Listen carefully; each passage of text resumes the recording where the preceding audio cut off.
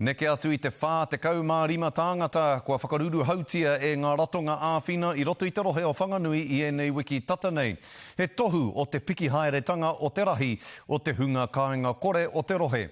Kei te mahi tahi ngā iwi, ngā rōpū Māori me ngā manatū kāwanatanga ki te Kimirongo wā mo tēnei raru. Aneira a Regan Paranihi.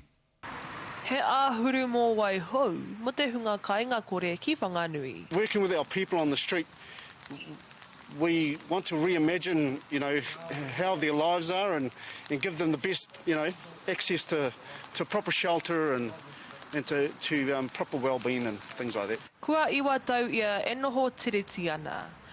No tērā wiki tawharau ia ki tētahi kāinga tūturu. Glad they picked me off at the street. Auntie Sharon says, get in my car. We're going to get you something.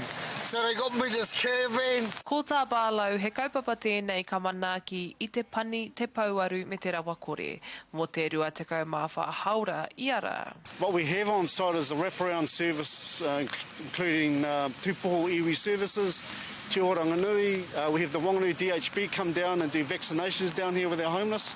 So there's a lot of education around well-being and health and access to services. E pupuke haere ana ngata tauranga rawa kore. There's over 400 people that are in an emergency crisis situation in Wanganui itself. Yeah, what we've done down here is highlight the issue in a public way, and so we can start addressing these things, step by step. Heoi, kua ora anō te hunga rawa kore I tēnei āhuatanga. And I'm glad for the koha shed, Auntie Sharon, Sonny and Hayes for taking me in. If I wasn't here, I'd be dead.